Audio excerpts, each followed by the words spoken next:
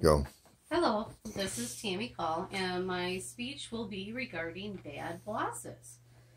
Bad bosses. We've all probably had a few. Most of us have seen that movie, Horrible Bosses, starring Jason Sudeikis, Jason Bateman, and Jennifer Aniston. There are bosses who make you feel underappreciated. They expect us to work from sun up to sundown.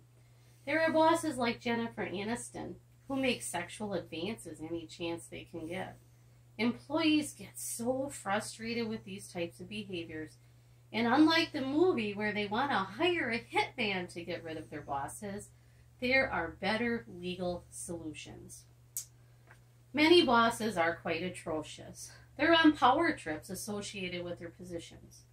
You have to be on your guard at all times. A few things to look out for are comments like, "Hey, you're lucky to even have a job here with a dwindling economy."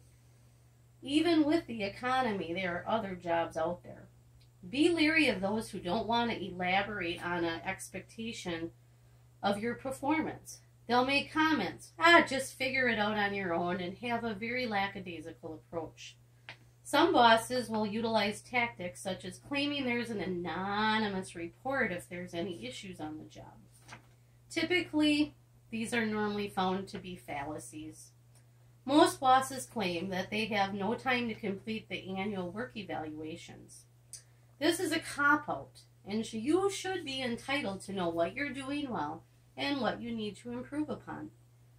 Bad bosses will insult you or even question your intellect or intelligence. They will question your input and make comments such as, "Gee, what's wrong with you?" At no time should a boss ever do this to degrade you or lower your self-esteem. Personal attacks are never conducive to solving any problem. Barking orders instead of explaining what needs to be done can be a real issue. It's better to ask nicely and get a deserved explanation. Last but not least, one of the worst type of bosses, in my opinion, is one who comments on your physical appearance, especially making reference to your figure or a certain body part. This is just plain bad. This type of boss is a boss I had the opportunity to work with during high school. This guy was just a tad younger than my own father. I would come into work and he would put his hand against the wall and I would be trying to punch in, and he continually made comments about my appearance, such as, "You're looking extraordinarily beautiful today," or, "Boy, you sure look like a hot little number today."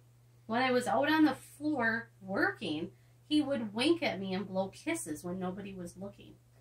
There were times I would get flowers sent to me at work with a card stating, "You know who." At first I thought they were from my boyfriend as a surprise, but they never were. After this happened a few times, my boss finally asked, "Hey, did you like my flowers? Hey, when are you going to show me how much you like them?" Ugh. At the ripe old age of 16, I really didn't want to say too much. My cousin and her husband were also employed at the same business that I was, and I really didn't know who I could trust or confide in.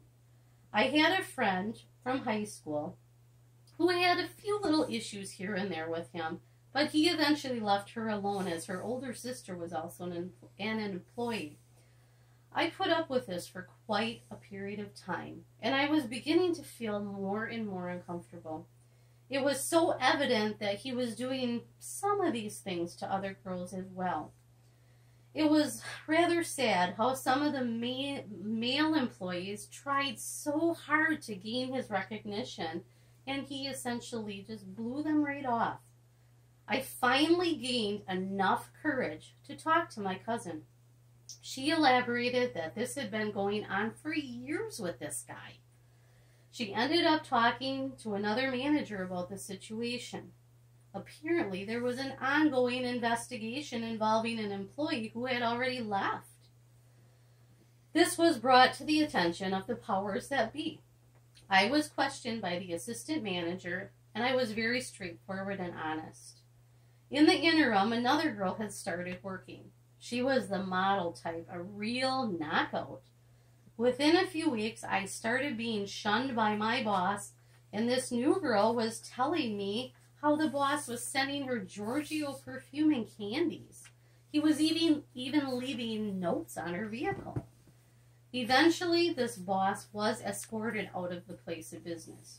He was transferred to another store. I was so happy. Right before this had happened, I got called into the office. I believe this was a tactic because I think he knew about my complaint. I was written up for being disrespectful to bananas. There had been one of the anonymous complaints. This was very interesting since I had an exemplary work record and I would get compliments all the time.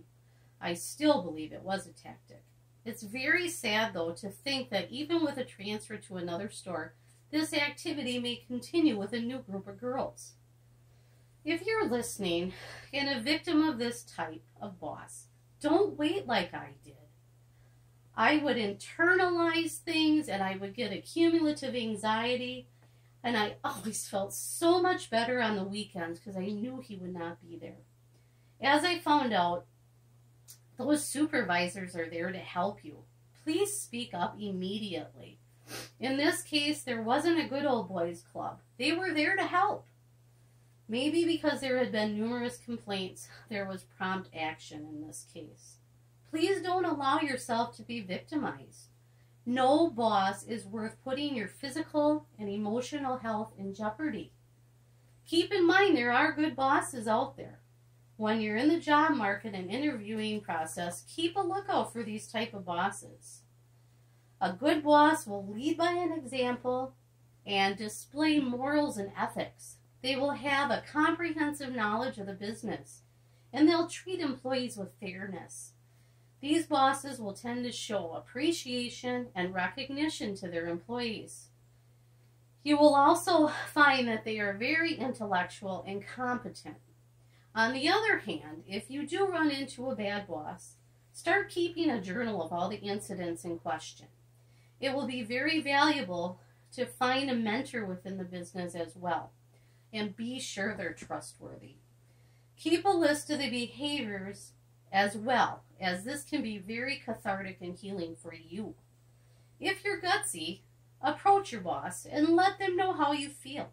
If nothing changes over a period of time, as a last resort, report your boss. But be sure you're not guilty of any of the behaviors that you're reporting yourself. Follow the chain of command. Human resources is an excellent place to start.